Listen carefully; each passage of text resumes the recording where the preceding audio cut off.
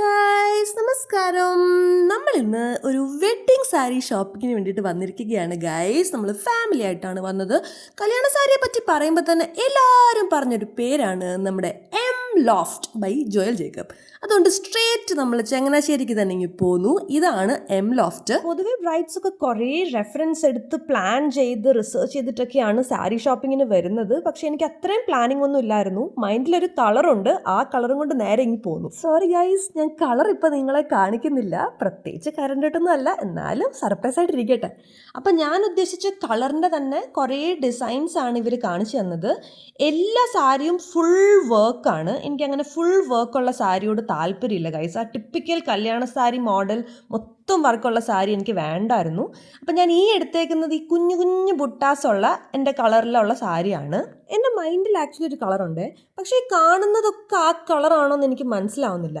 അത് ഈ ലൈറ്റിൻ്റെ ആണോ? ഇവിടെ ആണെങ്കിൽ ഒരു വാം ലൈറ്റാണ്. അപ്പം ഞാൻ ഉദ്ദേശിക്കുന്ന കളർ തന്നെയാണോ ഇത്, അതോ ലൈറ്റിൻ്റെ ആണോ എന്ന് ഭയങ്കര കൺഫ്യൂഷനായിരുന്നു. സാരി ട്രൈ ചെയ്തുകൊണ്ടിരുന്നപ്പോഴത്തേക്കും നമ്മുടെ ജോയൽ ജേക്കബ് വന്നു. സാരിക്ക് ചേരുന്നൊരു നെക്ക് പീസും തന്നിട്ട് പുള്ളിയുടെ ഇൻസ്റ്റാ പേജിന് വേണ്ടിയിട്ട് ഫോട്ടോസും വീഡിയോസും എടുക്കുന്നുണ്ടായിരുന്നു.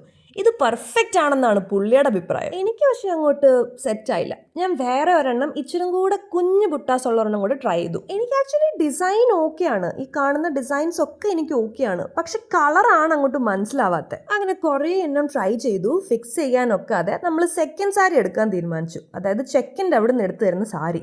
ഇതിൽ എനിക്ക് കളർ പ്രിഫറൻസ് ഇല്ലായിരുന്നു, എന്നാലും ഒരു കോൺട്രാസ്റ്റിംഗ് കളർ ആയിരിക്കണം. ഇതാണ് ഗൈസ് നമ്മൾ എടുത്ത സെക്കൻഡ് സാരി.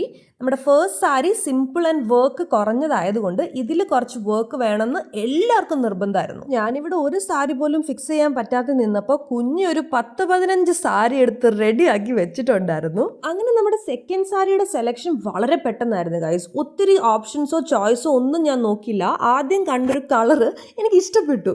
എന്തോ ആ കളർ മനസ്സിന് പിടിച്ചതുകൊണ്ട് അത് തന്നെ ഫിക്സ് ചെയ്തു. എന്നിട്ട് വീണ്ടും നമ്മൾ നമ്മുടെ ഫസ്റ്റ് സാരിയിലേക്ക് എത്തി. ഈ സാരി ഞാൻ ഫിക്സ് ചെയ്തിരിക്കുകയാണ് ഗൈസ്. ഇത് വളരെ സിമ്പിളാണ്, ഡിസൈൻസ് വളരെ കുറച്ചേ ഉള്ളൂ, കളറിന് മാത്രമാണ് ഇമ്പോർട്ടൻസ്. ഞാൻ ഉദ്ദേശിച്ച സാരികൾ തന്നെയാണ് വാങ്ങിച്ചത് എന്ന് പൂർണ്ണമായി വിശ്വസിച്ചുകൊണ്ട് നമ്മുടെ മന്ത്രകോടി ഷോപ്പിംഗ് നമ്മൾ അവസാനിപ്പിച്ചു.